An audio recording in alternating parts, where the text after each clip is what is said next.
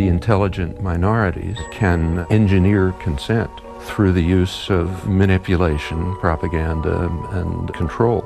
And we should do it. People have got to know whether or not their president's a crook. Well, I'm not a crook. We are in the midst of a serious financial crisis, and the federal government is responding with decisive action. I know that the American people share my deep belief that if a danger exists in the world, it is a danger shared by all. We need to actually double down on the public health measures. You can't look at that television and say, nothing happened on the 6th. We'd like for you to answer the question. Okay, it's very simple to answer. That's why I asked it. It's very simple to you. You're a nasty person, I'll tell you.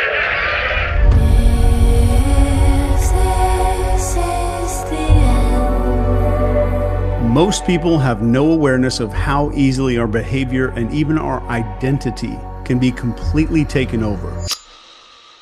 But people are waking up. I spent 20 years in the U.S. military. I'm a behavior expert. I've trained PsyOps. I'm the best-selling author in behavioral psychology. I want to show you exactly how to identify what we call engineered reality, or what some people call PsyOps.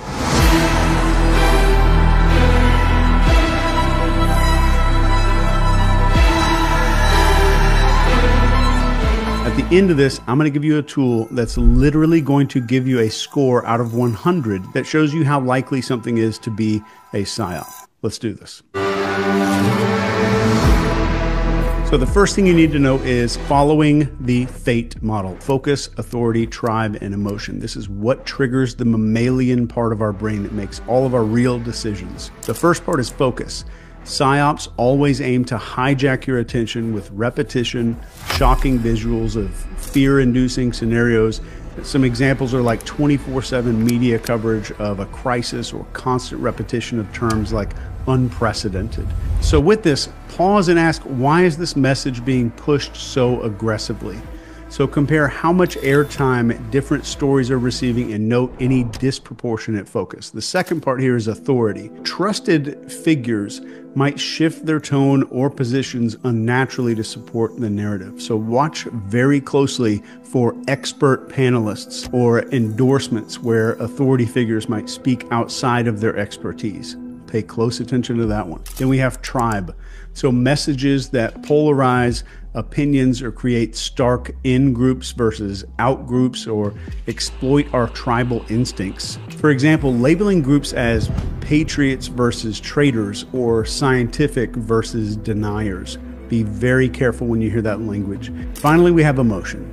So be wary of any communication that triggers strong emotions like fear, hope, or outrage without any clear, verifiable evidence. So emotional responses suppress critical thinking. Emotional responses suppress critical thinking. So as a tip here, analyze the evidence that's presented to you. If facts are replaced by appeals to emotion, you need to be very cautious. As an example of this, think about like a news channel repeatedly showing images of empty grocery shelves and panicked shoppers during a food supply scare. It dominates every broadcast and it pushes people into fear-driven behavior. Next, question novelty. Our brains are wired to focus on sudden or unusual changes because they signal potential threats or opportunities. And this is an evolutionary survival mechanism. PsyOps exploit this by creating events that break normal expectations, like unexpected crises or dramatic revelations. So ask yourself, why is this new? So consider if the event or somebody's message has been artificially manufactured or timed. Look for patterns like sudden shifts in public opinion, trending hashtags that are unusual, or viral videos that seem very coincidental.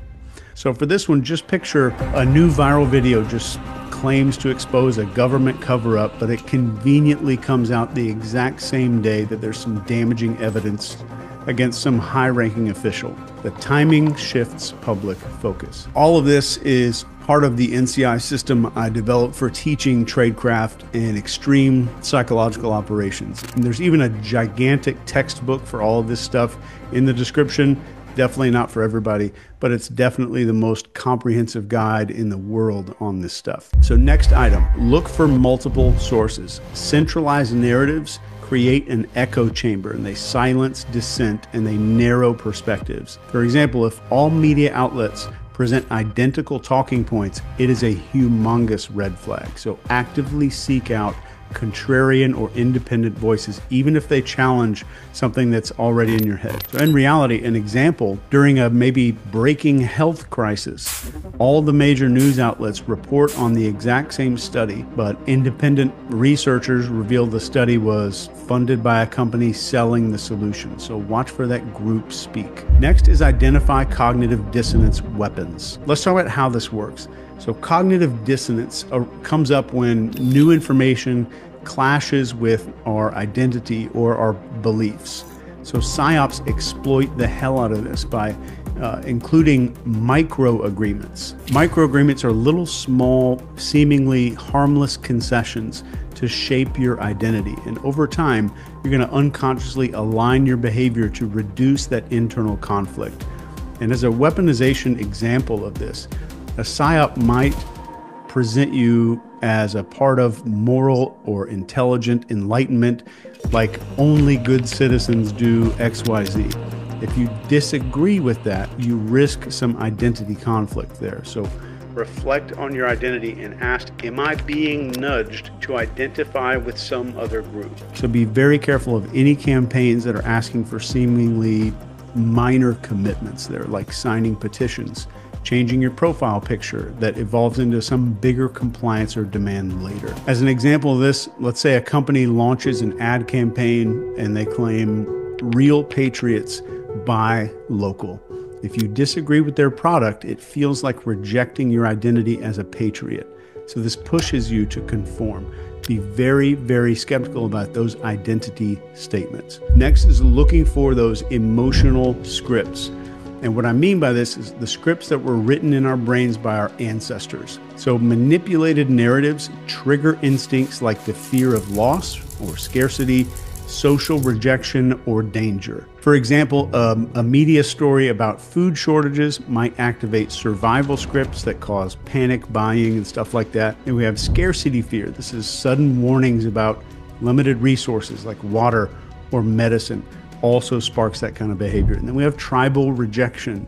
These are threats of being socially outcast, like you're selfish if you don't comply. And those things override logic every time. And as a tip for this, break the script by focusing on the facts. Like, what's the likelihood of this scenario? So compare the claims with other sources. For this, just picture where a politician says something like, if we don't act now, our children will not have a future. This taps into survival instincts, those ancestor scripts in our head, and it's tied to protecting offspring. It creates urgency without any facts. Next is follow the money. So there's a trail of beneficiaries here. So identifying who benefits always is going to reveal the motive. So look for funding sources like sponsorships or political connections that are tied to the narrative. So use tools like opensecrets.org or public financial records to see who profits from this. So for policies or campaigns, identify the industries like pharmaceuticals, tech companies, etc., that stand to gain the most. So to illustrate this in your mind right now, picture a charity that's promoting clean energy awareness, and they seem noble until an investigations are showing that it's funded by a solar panel corporation that's lobbying for subsidies or something like that. Next, and this one is very important, is analyze the context boundary. The mechanism here is context, and context defines what is permissible. So manipulative people shift contexts to normalize extreme behavior. As an example of this, in emergencies, people accept surveillance or martial law that they normally would completely resist. So ask, what is the context? Compare some similar events in different settings to see if the rules or responses seem disproportionate. Look for contradictions. So for lots of the students who are brand new to NCI University, this right here is the most massive realization when they realize that the ability to weaponize cognitive dissonance and then shift the context can get anyone to do almost anything. As a hypothetical example of this, let's say there's a major cyber attack. The governments are now justifying some sweeping surveillance laws to protect the citizens. This changes the context to make previously unacceptable actions seem absolutely necessary. Next, spot the use of archetypes because they're woven into our brains. PsyOps simplify narratives by using archetypes like heroes and villains and saviors. Some examples are like portraying one leader as the sole solution or demonizing dissenters as the enemy. Deconstruct the story. Ask who are the characters and what roles are they playing. Simplistic, like good versus evil stories usually signal manipulation just about every time. So always seek nuance there.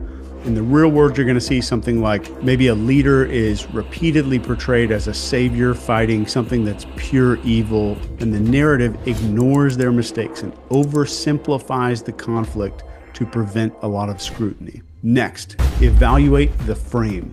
So let's do a step-by-step evaluation here. First one is expectation. What are you expected to believe or do based on this thing that you're exposed to in the media? Next is belief. What assumptions are being made about you, like your values or your fears? Then we have perception.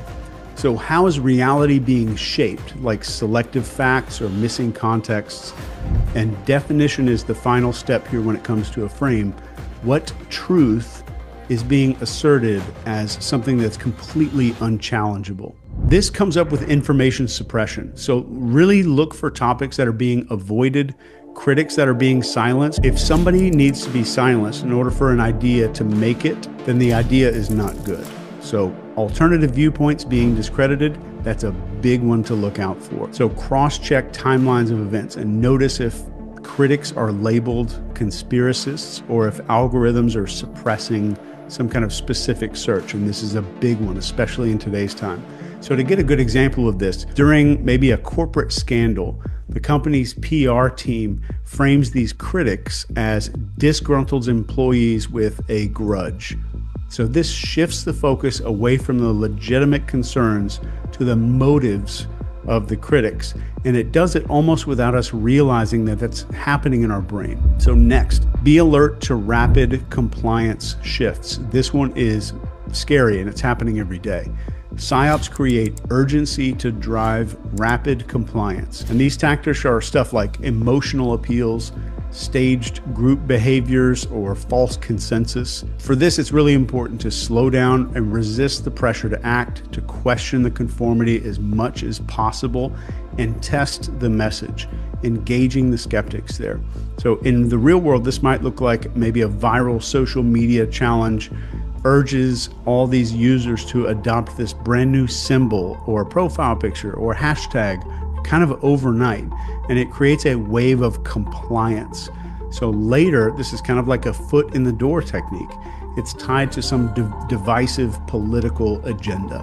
Next, study the timing of the events, and this one's huge, especially right now. Timing is everything. Ask yourself, why is this happening now? So what other events or scandals might this thing be distracting everybody from? So look for very coincidental timing with unrelated major news stories or political movements. PsyOps can very often be smoke screens. And in real life, you might see stuff like a huge celebrity breakup floods all of the headlines exactly as some major investigative report about government corruption is about to be released. Coincidence? Probably not. The next thing I want you to do is to sharpen your brain to start hearing and understanding these manipulation tactics. And one of the biggest things that you can do, the most effective way that I could train you right now, just you and me, is to teach your brain to recognize logical fallacies. So let's go through these, because PsyOps very often use these flawed arguments to convince people. And if you know how to spot them, it makes you a lot harder to manipulate. Let me give you 10 of these so that your brain gets hardwired to start seeing everything a whole lot differently. So the first one that you're going to see all the time, appeal to emotion. So this uses fear and anger and hope to bypass logic. So like, if you don't support this, children are going to suffer. Next is the straw man argument. This misrepresents somebody's argument so they can attack it better. So somebody might say they oppose the lockdowns because they don't care about lives. Think about that one. Number 3 is the bandwagon fallacy. So this claims that something is true because everyone supports it. And this is, you hear this all the time. Millions of people agree with X, Y, and Z. You should agree with it too. Number 4 is the false dilemma. This presents only 2 extreme options and it ignores alternatives. So it's the either you're with us or you're against us fallacy there. Number 5 is the ad hominem attacks. This is the attack of the person and not the argument. Be very observant for this. So this is when you hear you can't trust her. She's not a scientist. You can't do X because they're not qualified based on X. Ad hominem is very common and I want your brain to be able to spot it.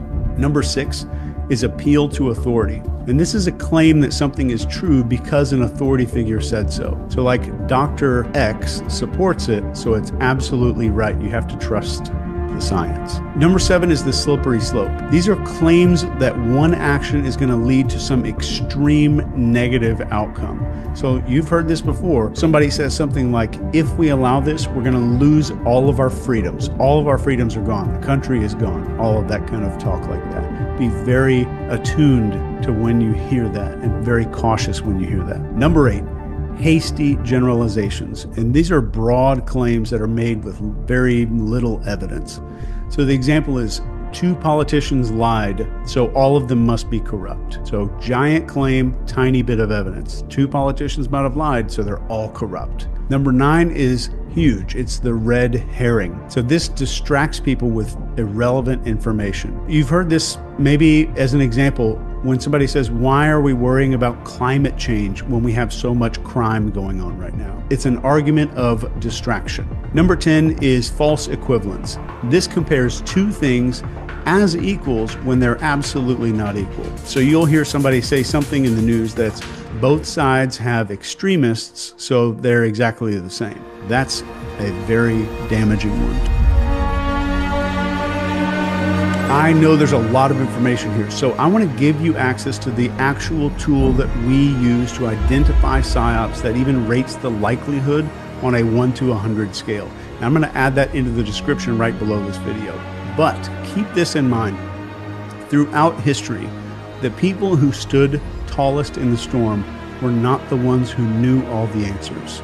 They were the ones who asked the right questions. They weren't the loudest voices. They were the calmest. They were the people that had composure. Thanks for spending some time with me. One love.